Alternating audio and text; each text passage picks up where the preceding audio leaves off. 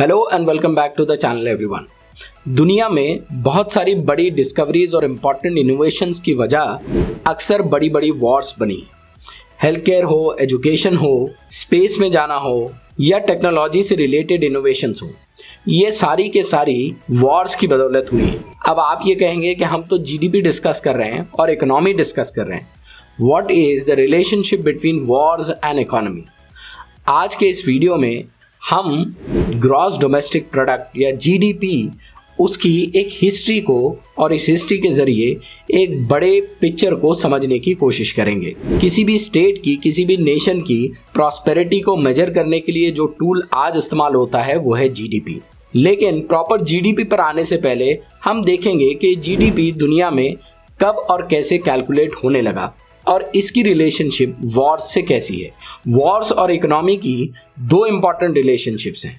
पहली calculation and statistics, जिससे हम ये पता कर सकते हैं कि कोई भी स्टेट की कैपेसिटी और capability to finance a war कितनी है। और दूसरा, वॉर्स असल में एक बड़ा रीजन रही हैं ग्रेट इकोनॉमिक डिप्रेशंस का। फर्स्ट सेंचुरी सी में जूलियस सीजर ने रोमन एम्पायर के अंदर एक नया कॉइन लॉन्च किया। कॉइन का नाम था ऑरियस। ऑरियस में 8 ग्राम सोना होता था और यही सोना उसकी असल में वैल्यू होता था। रोमन एम्पायर एक्सपांड होने लगी, रोमन एम्पायर की बॉर्डर्स बढ़ने लगी and Rome had to finance a lot of wars. और ये करने के लिए एक तरीका इख्तियार किया गया, that was called as coin clipping.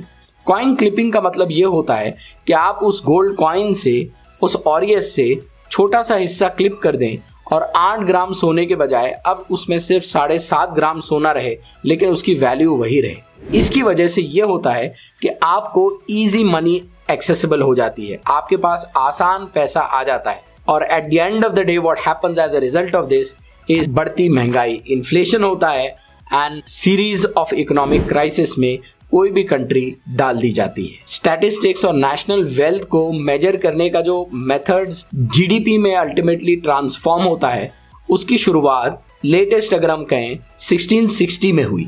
William पेटी जो एक इकोनॉमिस्ट थे और अकाउंटेंट थे इंग्लैंड ने, उनको ये ऑफिशियल काम सौंपा गया कि वो इंग्लैंड की पूरी इनकम को मेजर करके देखें। National income, national assets, population, expenditure, ये सब चीज़ों को मेजर करें और ये बताएं कि इंग्लैंड के अंदर वॉर को सस्टेन करने की, वॉर को वेज करने की कैपेसिटी कितनी है। ये वो दौर था जब कॉलोनियल एक्सपांशन अपने पूरे उरूज पर था और अलग अलग यूरोपियन कंट्रीज जैसे कि ब्रिटेन, स्पेन, फ्रांस, ये एक होड़ में लगी थी कौन ग्लोबल डोमिनेंस को अचीव कर सकेगा। और इसीलिए ये स्टैटिस्टिक्स के जरिए ये कैलकुलेशन किया जाता है जो अल्टीमेटली जाकर जीडीपी का रूप लेता है। जिस तरह से रोमन एम्पायर में कॉइन क्लिपिंग की जाती है, 1914 यानी वर्ल्ड वॉर के आते आते यूरोप वॉर को सस्टेन करने के लिए आसान पैसा जनरेट करता है।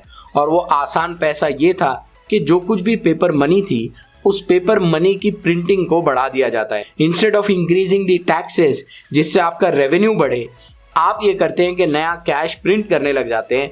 और दूसरा इंपॉर्टेंट काम ये होता है यूरोप में कि पहले जो पेपर मनी गोल्ड से बैक्ड थी, वो गोल्ड बैकिंग उससे हटा ली जाती है। अब बस गवर्नमेंट कागज के कुछ टुकड़े प्रिंट कर देती है, इजी मनी। और यही हम देखते हैं कि फर्स्ट वर्ल्ड वॉर के बाद जो ग्रेट इकोनॉमिक डिप्रेशन आया दुनिया में, उसकी ये एक बहुत बड़ी वजह है। इसी से हमको एक बात बहुत आसानी से समझ में आती है, वो ये है अगर हमारी कंट्री इंटरनेशनली बहुत ज़्यादा वॉर में इंगेज है या हमारी कंट्री में कहीं ना कहीं सिविल वॉर जारी है, जैसे कि श्रीलंका में, तो कोई भी स्टेट जहाँ पे ये दो सिचुएशन होती हैं, ultimately in the long run their economy will collapse like anything. और यही एक्सपेक्टेड है at the end of the day in this century. हम देखते हैं कि दो ग्लोबल सुपर पावर्स हैं, अमेरिका है, चाइना है, बड़ी बड़ी इकोनॉमीज हैं जो दुनिया को गवर्न और रन करती हैं। लेकिन जितना इंटरनेशनली वॉर में इंगेज्ड अमेरिका है, चाइना उतना ही प्रोडक्शन में इंगेज है। इसीलिए हम ये देखते हैं over a period of 70, 80 and 90 years, due to constant engagement in war and expenditure of money and finance over there, America is now shifting back और चाइना दुनिया में नंबर 1 पोजीशन पर ग्लोबल इकोनॉमी में बहुत जल्द आ जाएगा। इसके प्रेडिक्शंस दुनिया में इकोनॉमिस्ट कर रहे हैं। अब हम आ जाते हैं जीडीपी के वो पार्ट पर जहां जीडीपी कैलकुलेट होती है। मीडिया में हम अक्सर सुनते रहते हैं कि ये कंट्री की जीडीपी हाई हो गई, ये कंट्री की जीडीपी लो हो गई, या हमारी कंट्री इंडिया में भी ये बात बहुत बार न्यूज़ में आती है कि जीडीपी हाई हुई है, जीडीपी के कैलकुलेशन के फॉर्मूलाज चेंज किए गए हैं, इसीलिए फिगर जो है अपराइट नहीं है, या ये डिस्कशन सामने आती है कि जीडीपी प्रॉपर टूल नहीं है जिससे हम किसी भी देश का, किसी भी मुल्क का, स्टेट का पूरा इकोनॉमी को एसेस कर सके। लेकिन जब हम जीडीपी को एसेस करते हैं तो जीडीपी दरअसल में एक मॉनेटरी असेसमेंट है, और यह असेसमेंट किन चीज का है? सारी की सारी गुड्स एंड सर्विसेज जो किसी एक डिजायर्ड टाइम फ्रेम में, यानी कि जनरली 1 साल उसका टाइम पीरियड होता है, वो 1 साल के टाइम पीरियड में जो कुछ भी प्रोडक्ट यानी कि ग्रॉस डोमेस्टिक प्रोडक्ट, ये प्रोडक्ट चाहे वो गुड्स की शक्ल में हो या सर्विसेज की शक्ल में हो, कोई कंट्री यानी डोमेस्टिक यानी उसकी पॉलिटिकल बाउंड्रीज के अंदर अगर वो हो, दैट इज इंक्लूडेड और that is called as GDP. GDP में एक इंपॉर्टेंट चीज होती है, जैसे एप्पल का जो हेडक्वार्टर्स है और कंपनी है वो अमेरिका में बेस्ड है, लेकिन एप्पल के मैन्युफैक्चरिंग यूनिट्स चाइना में है, एप्पल के मैन्युफैक्चरिंग यूनिट्स इंडिया में है, या आप कह लें चाइना की कोई कंपनी है जो यहाँ आकर प्रोड्यूस करती है, या जर्मनी की कार मेकर जैसे फोक्सवैगन जिनके हेडक्वार्टर्स तो जर्मनी में है या यूरोप में है, लेकिन उनका प्रोडक्शन यहाँ भी होता है, इंडिया में होता है। तो ये जो कंपनीज जिनकी के फैक्ट्रीज यहाँ पर लोकेटेड हैं, उनसे जो कुछ भी जनरेशन होता है इकोनॉमी में, that will be included in the GDP of India. इसीलिए फोक्सवैगन जो मैन्युफैक्चरर है उसका जो कुछ भी मैन्युफैक्चर होगा इंडिया में, वो इंडिया की जीडीपी में इंक्लूड किया जाएगा। जीडीपी को कैलकुलेट करने के 3 अलग अलग फॉर्मूलाज और मेथड हैं। इसी से ये बात हमको समझ में आती है कि जीडीपी कितना वर्सेटाइल कॉन्सेप्ट है। एक है प्रोडक्शन अप्रोच, या जिसको वैल्यू एडेड अप्रोच भी कहा जाता है। वैल्यू एडेड अप्रोच का मतलब ये है कि अगर आपने कोई चीज बनाई है, जैसे कि आपने फुटबॉल बनाया, तो ये फुटबॉल ने एक्चुअल में कितनी मॉनेटरी वैल्यू ऐड की है, 100 रुपए ऐड किए हैं, 200 रुपए ऐड किए हैं, दिस इज प्रोडक्शन अप्रोच। दूसरा है इनकम अप्रोच। इनकम अप्रोच यानी कि जो प्रोड्यूसर है उसने जो गुड प्रोड्यूस किया है, वो प्रोड्यूस करते समय उसने कितना इनकम डिस्ट्रीब्यूट किया है in terms of wages, in terms of salaries, in terms of farmers income etcetera, इसको कहा जाता है इनकम अप्रोच। और तीसरा और आखिरी जो अप्रोच है that is expenditure approach. Expenditure approach का ये मतलब है कि आप कोई चीज को अगर बना रहे हैं, वो बनाने के लिए आपने जो रॉ मटेरियल खरीदा है, उसको खरीदने के लिए आपका कितना पैसा लगा है, वो कैलकुलेट होता है, और उससे जो जीडीपी कैलकुलेट होती है उसको कहा जाता है एक्सपेंडिचर अप्रोच। ऑब्वियसली इतने सारे फॉर्मूलाज हैं, इतने सारे मेथड्स हैं, there can be confusion in calculation of a GDP of any country. इसीलिए इंटरनेशनली इसको कैलकुलेट करने के लिए एक स्टैंडर्ड बुक बनाई गई है, that was updated recently in 2008, जिसको कहा जाता है सिस्टम ऑफ नेशनल अकाउंट्स। और ये system of national accounts has been prepared by Organization of Economic Cooperation and Development, International Monetary Fund, European Union and World Bank। चाहे आप किसी भी मेथड से इसको कैलकुलेट करें, लेकिन eight the end of the day GDP जिस चीज को मेजर करता है that is national prosperity.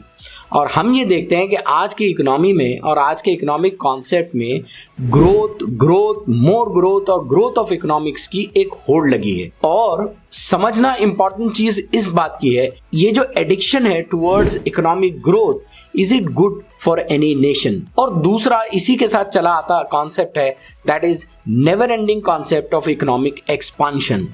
This is a highly dangerous concept according to some experts. और इसकी वजह दरअसल में कोई भी चीज जब प्रोड्यूस होती है या किसी कंट्री के इकोनॉमी या उसकी प्रॉस्पेरिटी में कंट्रीब्यूट करती है, उसको उसकी सबसे इंपॉर्टेंट चीज जो समझने की होती है वो ये होती है कि उसकी वैल्यू क्या है। और किसी भी इकोनॉमी में किसी चीज की वैल्यू को समझने के लिए 2 आइडियाज हैं या 2 थियरीज हैं। एक थियरी जो ओल्ड इकोनॉमिस्ट ने कॉइन की थी, जैसे Adam Smith, Karl Marx, Ricardo etcetera, that was the labour theory of value.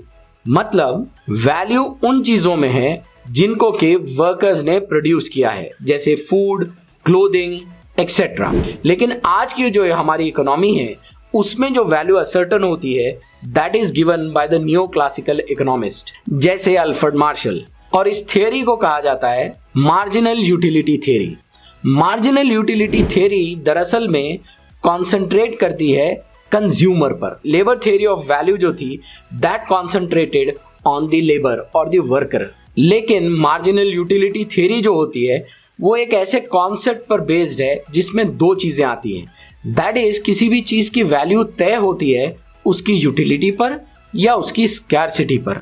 जैसे आप देखें, अगर ये कहा जाए कि इंडिया में बनने वाला ये आखिरी डेयरी मिल्क है तो आप इसको कितने रुपए में खरीदेंगे? ऑब्वियसली उसकी वैल्यू डिपेंड करेगी कि वो आइटम कितना स्केर्स है या आइटम की यूटिलिटी कितनी है, ये डिसाइड करती है उसकी वैल्यू। और बड़ी बड़ी कंपनीज ये आर्टिफिशियल स्केर्सिटी को क्रिएट करके जो ऐप होती है, जैसे आप अमेजोन पर जाएं और कोई चीज़ को खरीदें, फ्लिपकार्ट पर जाएं कोई चीज़ को खरीदें, तो वहाँ आपको लिखा आता है this is the last item that is there that can be sold, या एक काउंटडाउन चलता है कि कोई नया प्रोडक्ट लॉन्च हो तो काउंटडाउन चलता है, एक आर्टिफिशियल स्केर्सिटी की जाती है कि अब ये मोबाइल, आप एमआई का मोबाइल खरीदने जाएं तो नया मोबाइल लॉन्च होगा, आप इतने बजे ऑनलाइन आ जाएं उसको खरीद लें, इतने ही प्रोडक्ट्स हैं, उसके बाद बनेंगे नहीं। अगला उसका जब पोर्टल खुलेगा तो वो नेक्स्ट वीक खुलेगा। So it's a kind of an artificial scarcity that is being produced to extract more value for a product. इसीलिए बहुत सारे इकोनॉमिस्ट अब ये कहते हैं कि GDP is a flawed idea. लेकिन जीडीपी के अलावा कोई ऐसा बड़ा फैक्टर नहीं है जिससे नेशनल प्रॉस्पेरिटी को मेजर किया जा सके। और बड़ी बड़ी जो शॉर्ट कमिंग्स जीडीपी के अंदर हैं उसमें से कुछ इंपॉर्टेंट हैं, जैसे number 1, GDP doesn't measure environmental values, यानी एनवायरमेंट को कितना फायदा हुआ, कितने साफ नेचुरल रिसोर्सेस हैं, एयर कितनी नॉन पोल्यूटेड है, कितने फॉरेस्ट हैं, अनपोल्यूटेड रिवर्स हैं, इन सब का कोई अकाउंटेबिलिटी सिस्टम नहीं है। These are not considered as resources in the calculation of a GDP. दूसरी जीडीपी की एक इंपॉर्टेंट शॉर्टकमिंग है, दैट इज इनोवेशन। वो इनोवेशन को कैलकुलेट नहीं करती है। जैसे हमको जो सर्विस मिली है वो लाइट की मिली है। पहले हम कैंडल्स जलाते थे, कैंडल्स के बाद केरोसिन के लैम्प्स आए, हम लैम्प्स जलाने लगे, और when the electricity was introduce, आप देखें कि इलेक्ट्रिक बल्ब आया और आज बहुत ही powerful, very safe and very cheap LED bulbs हमारे पास लाइट के लिए अवेलेबल है। The service that is being provided is the service of providing light. लेकिन ये जो इनोवेशन हुआ है, और इनोवेशन यहाँ तक आया है कि आज अगर आपको स्लीप डिसऑर्डर है, प्रॉब्लम है, आप सोना चाहते हैं, तो ऑटोमेटिकली एआई के जरिए रूम की लाइटिंग्स को आप ऑटोमेटिकली एडजस्ट कर सकते हैं ताकि आपकी स्लीप वेक साइकिल बहुत अच्छे से चल सके। जीडीपी इस तरह के इनोवेशंस के लिए जीडीपी में कोई स्पेस नहीं है, वो इसको कैलकुलेट नहीं करती हैं कि ये इनोवेशंस ने कितना बड़ा रोल प्ले किया है। और क्योंकि जीडीपी को एज नेशनल प्रॉस्पेरिटी बताना ये किसी भी गवर्नमेंट के लिए बहुत आसान है, उसके फॉर्मूलाज को चेंज कर दें या उसका टाइम पीरियड जहां से आप उसको कैलकुलेट कर रहे हैं वो टाइम पीरियड को थोड़ा सा आप शिफ्ट कर दें तो जीडीपी के कैलकुलेटेड वैल्यूज में बहुत ज़्यादा फर्क आ जाता है। जैसे कि किया केनिया ने अपना जब जीडीपी फिगर्स रिवाइज किया, there was a 25% increase in the GDP just because Kenya included fast growing mobile technology into the calculation of GDP. उसी तरह से घाना ने 2010 में अपना जीडीपी का फॉर्मूला रिवाइज किया और नए फॉर्मूले से जीडीपी कैलकुलेट किया, तो सडनली ओवरनाइट घाना का जीडीपी 60% से ऊपर बढ़ जाता है। इसीलिए बहुत सारे इकोनॉमिस्ट एंड स्पेशली इंडिया के इकोनॉमिस्ट लाइक अमृता सेन वो ये कहते हैं कि जीडीपी किसी भी नेशन के लिए बहुत ज़्यादा इम्पॉर्टेंट फिगर नहीं है और ये जीडीपी नंबर्स बहुत ज़्यादा मैटर नहीं करते हैं। जो चीज़ मैटर करती है वो गुड्स एंड सर्विसेज हैं, और ये गुड्स एंड सर्विसेज जो इकोनॉमी प्रोड्यूस कर रही है वो कितने एक्सेसिबल हैं अपने सिटीजन्स को, जैसे कि फूड है, हेल्थ केयर है, एजुकेशन है, and also the existence of infrastructure like roads, electricity, all of these are important factors. आपके पास अगर इकोनॉमी में बहुत बड़ा हेल्थ सेक्टर हो और हेल्थ सेक्टर में बहुत ही 5 स्टार और 7 स्टार हॉस्पिटल हो जिसमें मेडिकल टूरिज्म के लिए because the treatment is very cheap in India बाहर के कंट्रीज से लोग आएँ, यहाँ ऑपरेट करवाएं और ऑपरेट करवा के अपने कंट्री को जाएं, तो ये 5 स्टार मेडिकल फैसिलिटीज़ उनको तो अवेलेबल है, उनके लिए वो चीप होती है इंडिया में, वो यहाँ आके उनको एक्सेस करते हैं और चले जाते हैं, लेकिन सेम 5 स्टार या 7 स्टार मेडिकल फैसिलिटीज क्या एक आम हिंदुस्तानी को एक्सेसिबल है? Is the central argument of economist like Amartya Sen. और इसीलिए जब दुनिया भर में इकोनॉमिस्ट ने सोचा तो नए नए इंडेक्सेस एंड नए नए फॉर्मूलाज आने लगे जिससे नेशन को और नेशन की प्रोग्रेस को नापा जा सके, जिसमें एक इंपॉर्टेंट फॉर्मूला है, that is human development index और HDI। HDI मेजर करता है किसी भी स्टेट की वेलफेयर और प्रॉस्पेरिटी को। और उसी के साथ साथ एक नया फॉर्मूला जो कि भूटान ने सारी दुनिया को दिया, that is the gross national happiness, और उसी को लेकर हम इंटरनेशनल हैप्पीनेस डे मनाते हैं। यानी कि eight the end of the day economy या इकोनॉमिक प्रोग्रेस का एंड रिजल्ट ये होना चाहिए कि उस स्टेट के अंदर या उस कंट्री के सिटीजन्स को वो बेनिफिट मिलना चाहिए, उनकी क्वालिटी ऑफ लाइफ बढ़नी चाहिए, उनको अपॉर्चुनिटीज ज़्यादा मिलनी चाहिए, उन्होंने बेहतर से बेहतर ज़िंदगी गुजारनी चाहिए। हेल्थ केयर, एजुकेशन, इंफ्रास्ट्रक्चर, ये सारी फैसिलिटीज़ जब इकोनॉमी ग्रो हो रही है तो उसके सिटीजन्स को मिलनी चाहिए and that should bring about happiness in them.